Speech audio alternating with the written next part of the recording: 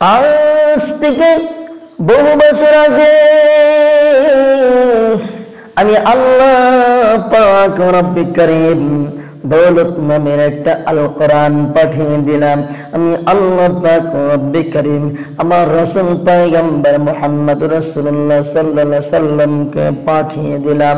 যে সব বান্দা বান্দীগণ ভুলের পথে ছিল, যারা এই ভুলের পথে থেকে ঈমান নামে দৌলত যারা অর্জন করবে, যারা সঠিকভাবে জীবন যেমন চালাবে, এই দুনিয়ার জমিনে কত মানুষ গাছের পূজা করত, কত মানুষ পুতুলের পূজা করত, কত মানুষ চন্দ্রের পূজা করত, কত মানুষ সূর্যের পূজা করত, লিঙ্গের পূজা করত, আম গাছের পূজা করত, গাব গাছের পূজা করত, ডাব গাছের পূজা করত, তুলসী গাছের পূজা করত, আকাশের পূজা করত, বাতাসের পূজা করত।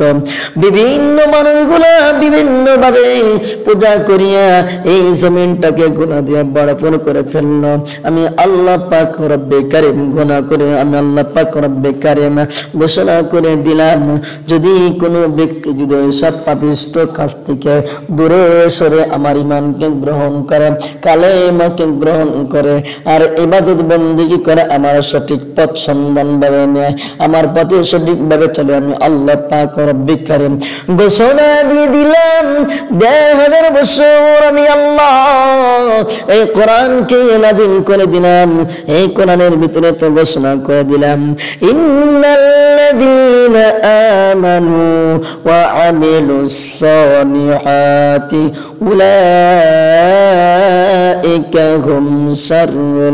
উলাইকা হুম খায়রুল বারিয়া।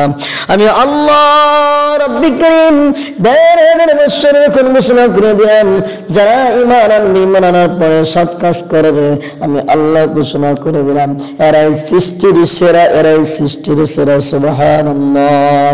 রব্বুল কারীম আল্লাহ পাক রব্বুল কারীম তোমাকে আমাকে কিন্তু জাহান্নামে দেওয়ার জন্য কিন্তু পাঠাই নাই, জান্নাতে যাওয়ার জন্য কিন্তু পাঠাইছে।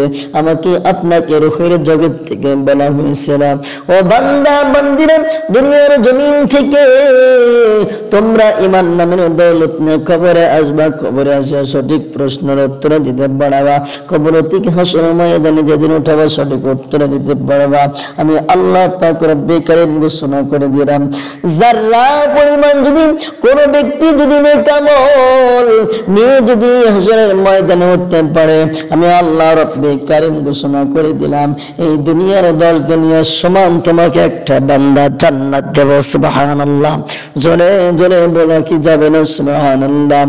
বন্ধু, আল্লাহ পাক রব্বুল কারীম এই দুনিয়ার জমিনে অসংখ্য অগণিত মানুষ কিন্তু সৃষ্টি করেছেন।